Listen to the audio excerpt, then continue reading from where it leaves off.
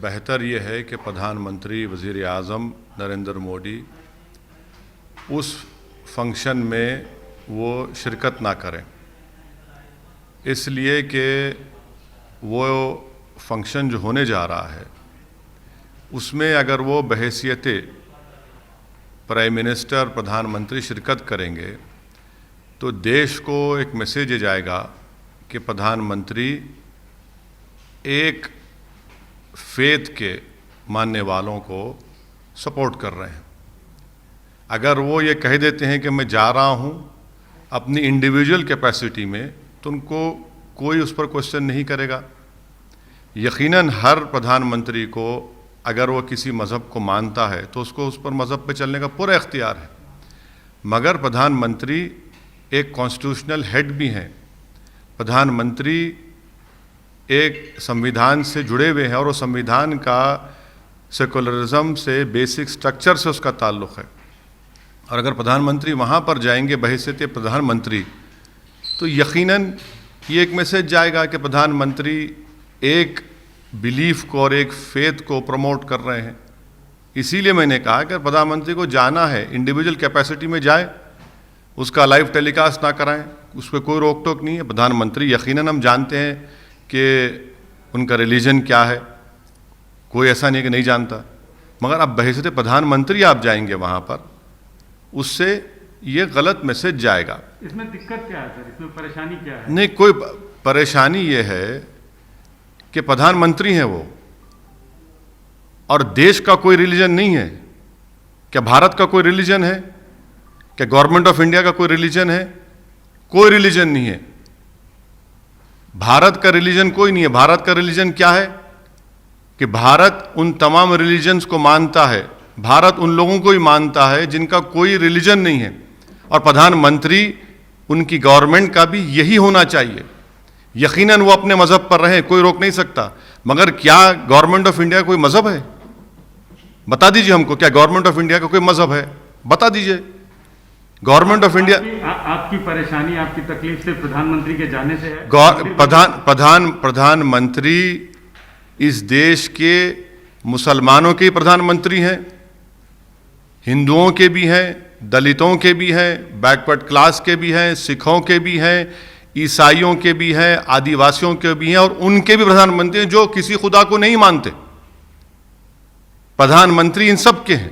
Sir, सबसे बड़ी चीज़ है, ऐसे मौके पे आप इस सवाल को उठा रहे हैं, लेकिन सभी लोग जानते हैं कि राम मंदिर को लेके आपका जो मूवमेंट रहा है, जो पास रहा है, ये बिल्कुल वो छुपी हुई बात नहीं है। आपका सवाल क्या है? तो सवाल यही है कि दिक्कत आपको प्रधानमंत्री के जाने से है या मंदिर की शुरुआत होने से? सबसे पहली बात तो यह है कि प्रधानमंत्री अगर जाना चाहते हैं वो पब्लिकली कह दें कि मैं अपने इंडिविजुअल कैपेसिटी में जा रहा हूं, और जब मैं जाऊंगा तो कोई टीवी चैनल उसको लाइव टेलीकास्ट ना करे।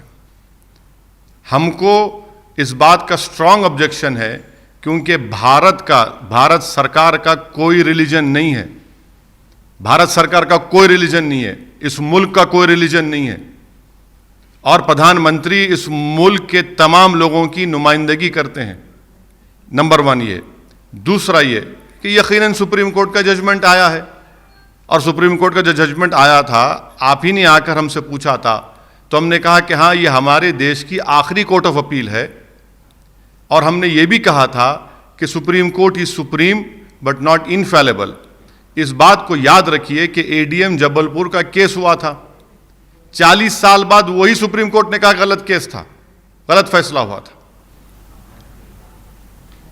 सर, आप कह रहे हैं कि बहैसियत प्रधानमंत्री उनको नहीं जाना चाहिए। आप भी हैदराबाद के सांसद हैं, आप भी कई फंक्शंस में, कई उद्घाटन में जाते हैं, तो उसमें ये चीज़ तो देख के नहीं जाते कि किस मजहब का है, क्या है? मैं जाता हूं बराबर, मगर क्या मैं ये कहता हूं कि मैं मेंबर ऑफ पार्लियामेंट बन के आ रहा हूं?